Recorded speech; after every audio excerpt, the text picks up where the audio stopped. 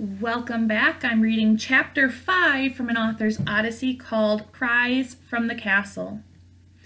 Had someone told Bree Campbell 2 weeks ago that she would soon be flying above another continent in a World War II plane with 3 distant relatives, she would have laughed.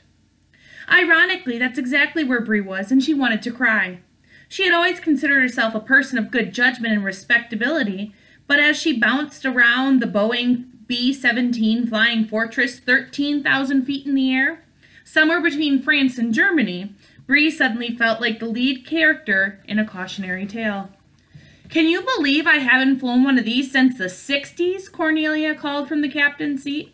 The old woman's hands clutched the controls, but from the way they were jerking her back and forth, it looked like the plane was controlling her more than she was controlling it. Bree, Wanda, and Frenda were strapped into their seats and holding on for dear life. They had been flying for 9 hours straight, and thanks to Cornelia's questionable piloting skills, it had been the bumpiest flight of Bree's life. And from the way things were going, it might be her last. "Aunt Cornelia, are you sure you don't need a hand up there?" Wanda said. "I'm fine, thank you, dear," Cornelia said. "It's just like riding a bike." "Yeah, off a cliff," Frenda said. When Bree first met the Sisters Grimm and heard about their lives' work monitoring portals between the other world and the fairy tale world, she thought they were the most capable women that she had ever known. However, she was learning the hard way that capability didn't include flying a plane. "Cornelia, remind me again where you went to piloting school," Bree asked. "Well, technically, I never went to school for it," Cornelia said. "My father was a pilot during the war. This was his plane. He taught me how to fly when I was about your age, Bree. He flew this baby to Germany many times. Thank goodness we're going under different circumstances." "Your father fought in World War II?" Bree asked. "That must have been difficult with so many of your family in Germany." Most of our family left long before the war," Cornelia said. "Would you like a flying lesson, Bree?" Bree wasn't convinced Cornelia knew how to fly, let alone give a flying lesson. She looked to Wanda and Frenda, and they motioned for her to go. "You can't be any worse than her," Frenda said. "Learn everything she knows and save us," Wanda said. Bree was scared to unbuckle her seatbelt, but she quickly unfastened it and dashed to the co-pilot seat beside Cornelia. There was an overwhelming number of buttons, switches, and levers before her. "I don't think I can do this," Bree said. "If you can operate that phone of yours so well, this will be a walk in the park," Cornelia said. "Besides, the co-pilot's job is the easiest." "Wait a second," Bree said. "There should be 2 pilots flying this plane?" "Traditionally," Cornelia said, "but it always takes 2 men to do what a woman can do on her own." Bree would have never gotten on the plane if she had thought it would lead to this. She was making the trip to save a friend, but who was going to save her? As soon as she learned Emmerich had been kidnapped, Bree had a strong feeling it wasn't a normal otherworld abduction. She had no evidence to support the suspicion, but she felt with every fiber of her being and couldn't shake it no matter how hard she tried. Bree had pestered Frau Himmelsbach for more information about the incident, but Emmerich's mother grew tired of the questions and eventually ignored her calls. Bree had shared her hunch with the Sisters Grimm, and they agreed the circumstances were fishy. It's curious that he was kidnapped so soon after being in the fairy tale world," Cornelia said.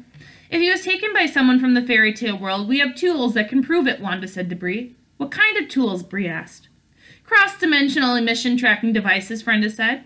"Whenever someone or something travels between worlds, the portal leaves a radiation-like scent on them.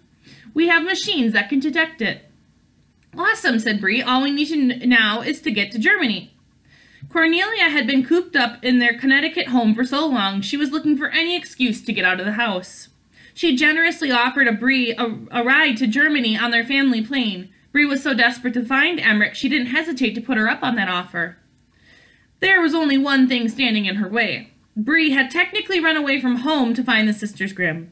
If she was now going to Europe, she needed a really good excuse so her parents wouldn't call the police. Luckily, Cornelia supplied that as well. "Is this little Eddie?" Cornelia had said to Bree's father over the phone. "It's your cousin Cornelia. I know it has been a very long time. Darling, I'm calling to sincerely apologize to you and your wife. You see, Bree recently called me with questions of our family heritage. She was so interested I invited her to come stay with us so I could tell her more. Well, I just found out she never ran it by you. My thoughts exactly. Inexcusable. I'm sure you were both scared to death. My intention was to send her home immediately, but I unfortunately had a bad fall this morning and injured my hip. No, I'm not in any pain.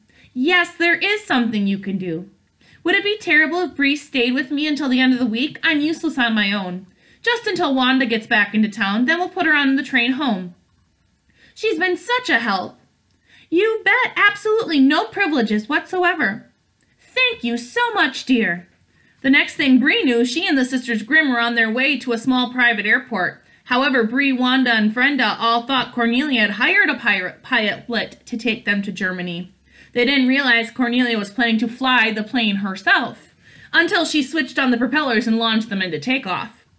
Now, at just 15 years old, Bree was sitting next to the old woman being taught to fly the Boeing B-17 Flying Fortress. If Bree lived long enough to become an old woman herself, she wasn't sure her grandchildren would even believe the story she was currently living. Takeoff is the easy part, Cornelia instructed. You simply start the propellers with the blue dial, turn the red gear to steering mode to get the plane on the runway, push down the green lever, and pull up on the controls. Bree gulped. Blue dial, red gear, green lever, controls, she repeated. Perfect, Cornelia said. To fly, all you do is pull up on the green lever, turn the red gear to flight mode, adjust the altitude with the brown handle, and steer with the controls. Here, give it a go. Cornelia flipped the switch and the whole plane turned off. They entered a rapid descent toward the earth. Bree watched in panic as the numbers on the altitude monitor dropped hundreds of feet per second. Wanda and Brenda were screaming so loudly she could barely focus.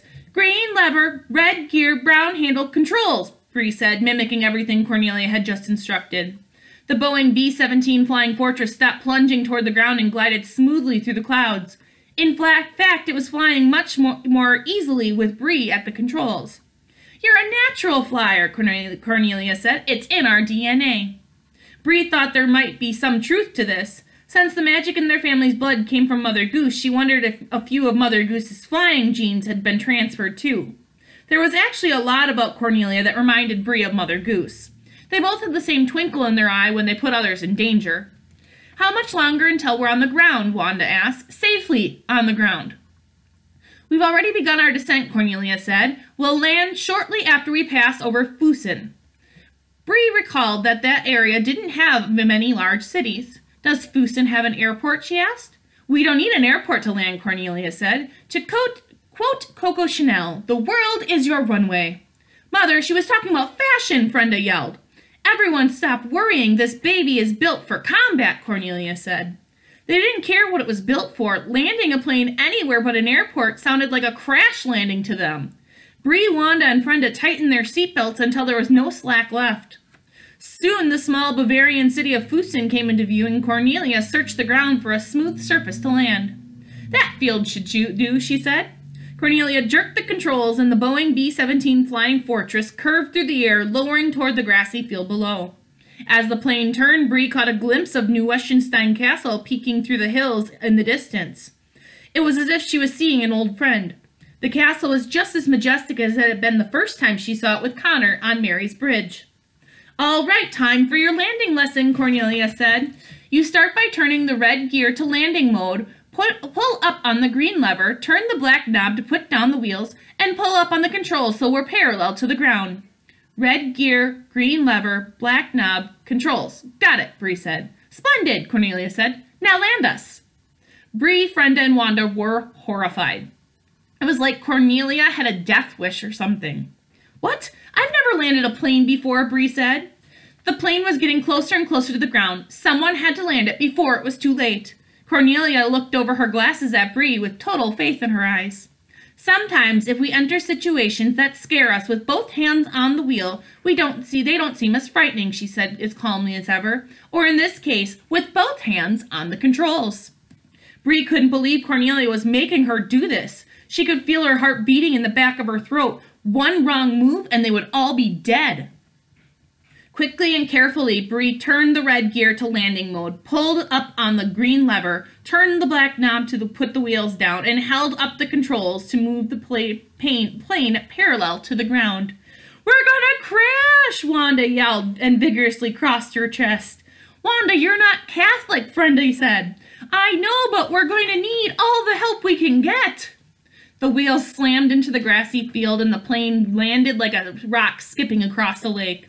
It tore up large strips of earth as if leaving a long message in Morse code. Finally, the plane decelerated and rolled into a shaky, sudden stop. "Oh my gosh," Bree said in disbelief. "I just landed a plane." "Mother, how could you let a 15-year-old land a plane?" Brenda said. Cornelia burst into a fit of giggles. "You're all so gullible," she said. "I had the autopilot on the entire time." The others didn't find this funny at all. "You mean all that was for nothing?" Bree said with an angry scowl. No, you did quite well," Cornelia said. "Had the autopilot failed, we would have had a successful landing. My father did the same thing to me on my first flight. The best lessons are learned when it's sink or swim. And you are quite the swimmer." I'm going to stop the chapter there. I'll continue on the next video. I'll see you guys then. Bye.